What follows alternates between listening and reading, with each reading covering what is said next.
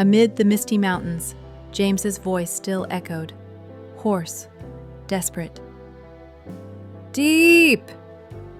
She had vanished without a trace, leaving him alone, surrounded by cold emptiness and the weight of unbearable guilt.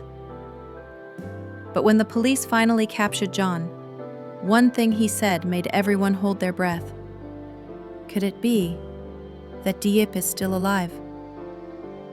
If you're moved by this story, don't forget to like, subscribe, and help LYTUDIEP Recap reach its first 1,000 followers.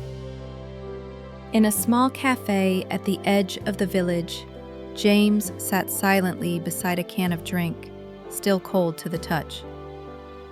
He said nothing, just stared into the empty space before him.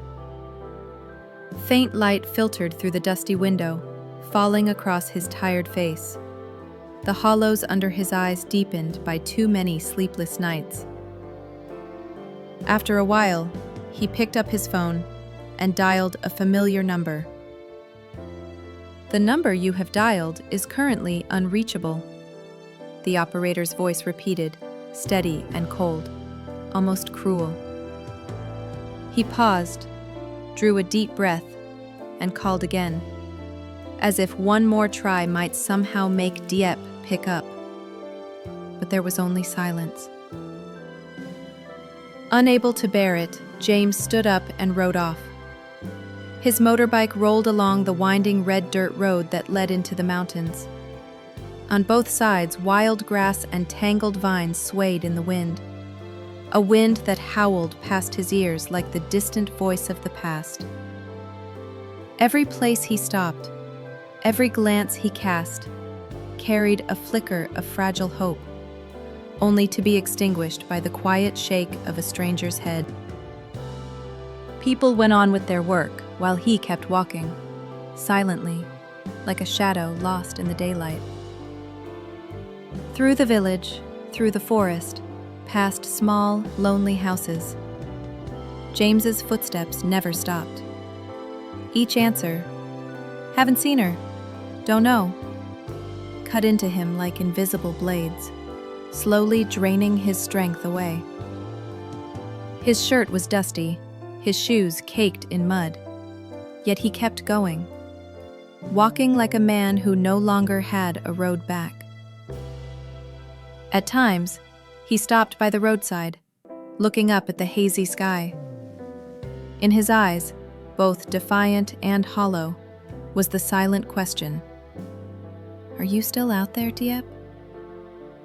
But the only reply was the dry rustle of leaves, the distant hum of cicadas, and the cold ache settling in his chest. The whole world suddenly felt too vast, and nowhere in it could he find the woman he loved. And in that endless space, James, once strong and confident, was now just a lonely man, wandering through the endless crossroads of hope and despair. While James wandered through endless, mist-covered roads searching for Diep, elsewhere, the trap had been set. Two of John's men, the same ones who had traded their conscience for money, now sat in silence, finalizing their deal with the police. A short phone call came through, a raspy voice on the other end. "Got some good stuff, boss. The client's waiting. Just need you to bring it in." John believed it. His motorbike roared up the forest slope, its tires scraping against the damp red dirt, leaving behind a long skid mark, like the trail of a predator walking straight into a snare. An abandoned house appeared amid the tall grass. Everything was eerily quiet. John stepped inside, eyes scanning the room, one hand gripping the bag tightly. Suddenly, bang! The door burst open, footsteps thundered in, and a sharp command sliced through the air. "Freeze!" Before John could turn, his arm was twisted back, his body slammed to the ground. The room filled with the sounds of struggle, heavy breathing, and flashes of light glinting off the yellowed walls. Within seconds, John was handcuffed, sweat rolling down his face, his eyes still burning with defiance. At the station, he slumped into a chair, smirking. "You think catching me means it's over?" he rasped, his voice low, mocking. The investigator across from him said little, opening a thick case file with measured calm. "You'd better not play games." "Your men chased after Diep. Where is she?" The question hung in the air, cold, metallic. John stared straight ahead, silent for a few seconds, then sneered. "Didn't catch her. I chased her into the woods, then she vanished." Silence. Only the soft tapping of a pen on the table, steady, deliberate, tight as a wire on the verge of snapping.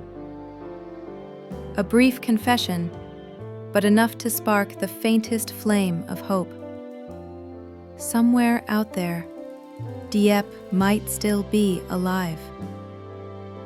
When James heard the news, it was as if life returned to his veins, but fear still clung to him like a shadow.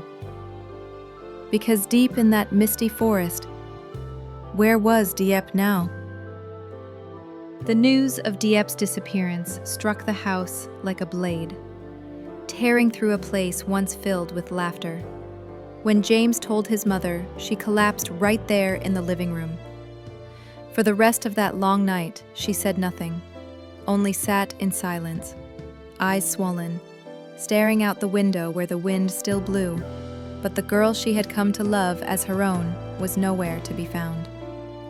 Diep was not just James's beloved. To his mother, she was the daughter that fate had sent, someone who gently filled the quiet spaces in a seasoned woman's heart. Her kindness, her grace, her way of caring for others, all of it had made the older woman love her deeply. Perhaps that was why, ever since Diep vanished, it felt as though a part of the mother's heart had been carved away.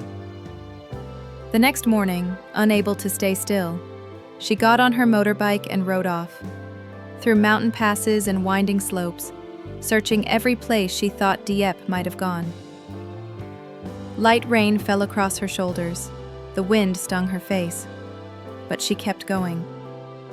In her hand was only a small photograph of Diep, faded, blurred by tears and rain. At every crossroads, she stopped to ask passers-by, hoping for a different answer. But, like James, all she received were sorrowful shakes of the head. When she finally saw James sitting quietly on the hillside, she stopped her bike. In that instant, when mother and son saw each other, no words were needed. Everything broke open. James lowered his head, and she placed a trembling, gentle hand on his shoulder, warm, fragile, and full of love. The wind brushed past, carrying the scent of wet earth and the distant hum of cicadas. They sat there for a long time, surrounded by endless green. The mother didn't ask anything, just gazed into the distance, toward the forest, toward where Diep might be. James didn't cry anymore. He sat in silence, his hollow eyes holding all the words he couldn't say. Between them stretched the quiet of pain and love, vast and unbearably tender. Love, the narrator whispers, is not only between two hearts, it's the thread that binds two families together. Diep may be gone, but her gentleness still lives on in James's mother. A woman who believes that as long as faith remains, her daughter-in-law will find her way home. Evening fell, and the last rays of sunlight quietly slipped down the hillside. His mother had gone, leaving James alone in the vast, breathless silence. Before him, the sky was fading into a pale gray. In his hands, two small woolen animals, the gift Diep had once given him with a radiant smile. One is you, and one is me. James clutched them tightly to his chest, his eyes heavy with sorrow. Memories came rushing back. That afternoon when they shared ice cream at a small cafe, their laughter echoing amid the scent of fresh-cut wood at the factory. The moment Diep blushed as he gently kissed her forehead, and that trembling hand she held out to him in the rain when she whispered, "No matter what happens, I'll always believe in you." Now, those images flickered like fragments of an old fading film. But the ache of loss remained, sharp and real. Sweat and tears mingled on his face, glinting faintly in the dim light. There was no longer the strength of a CEO, no trace of the man who once held power in his hands. Only a fragile, broken figure, a man sitting in the middle of a green meadow, holding on to the last remnants of love. Perhaps it's only when we lose the one we love that we finally understand. All the glory and power in the world mean nothing. What remains are only memories, unfulfilled promises, and a sorrow without a name.